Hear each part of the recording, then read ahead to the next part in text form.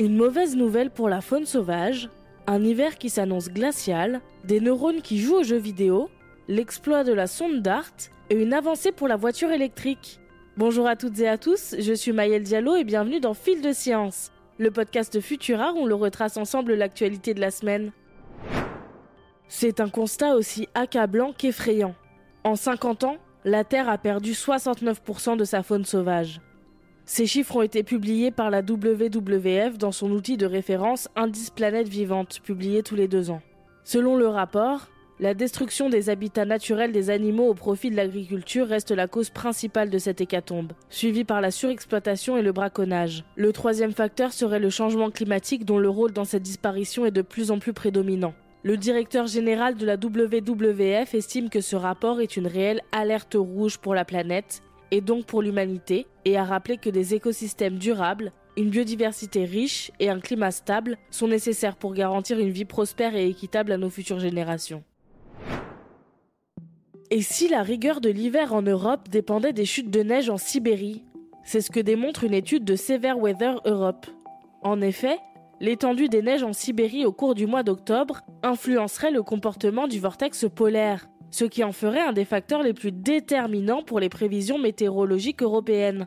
Concrètement, plus il neige en Sibérie, plus le vortex polaire est déstabilisé, s'affaisse et en se décrochant de sa place habituelle, descend sur l'Europe de l'Ouest et les États-Unis. Cela donne lieu à des vagues de froid sévères, ce décrochage est plus ou moins marqué et survient tous les ans. Selon Severe Weather Europe, l'étendue de la surface enneigée en Eurasie atteignait 7 millions de km² au 8 octobre dernier, soit 10% de plus que la normale à cette époque de l'année.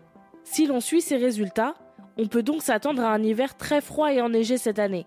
Attention, il s'agit là de prévisions météo expérimentales qui seront à vérifier dans les prochaines semaines. Saviez-vous que même dans une boîte, les neurones pouvaient développer une intelligence et évoluer au fil du temps ? Des chercheurs australiens sont partis de ce constat et ont tenté d'interagir avec des neurones pour voir s'ils pouvaient exploiter cette intelligence intrinsèque. Réponse : oui. Après seulement 5 minutes d'apprentissage, des neurones humains et de souris placés dans une boîte de laboratoire ont su jouer au jeu vidéo Pong, la version virtuelle du ping-pong. L'objectif des chercheurs est double. Tout d'abord, effectuer des tâches que l'intelligence artificielle peut déjà effectuer mais en consommant moins d'énergie, mais aussi éviter les difficultés amenées par les réseaux neuronaux construits par des logiciels qui nécessitent un travail d'ajustement manuel pour apprendre efficacement. Les futures expériences pourraient notamment permettre de modéliser des maladies et d'élargir la compréhension actuelle du fonctionnement du cerveau et de l'apparition de l'intelligence. Pour en apprendre plus sur ce sujet, je vous invite à écouter notre épisode de TechPod, quand les ordinateurs imitent le cerveau humain, disponible sur Fil de Science.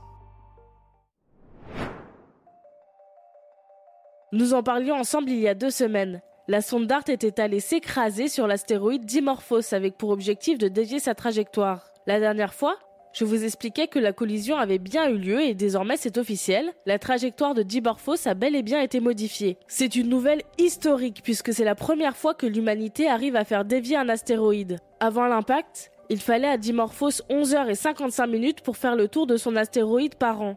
Temps désormais réduit de 32 minutes. C'est un véritable succès car la NASA estimait qu'à partir de 73 secondes de différence, la mission serait réussie. Rappelons que cette mission avait pour but la défense planétaire, c'est-à-dire de mettre au point une technique qui permettrait de dévier un astéroïde qui menacerait la Terre.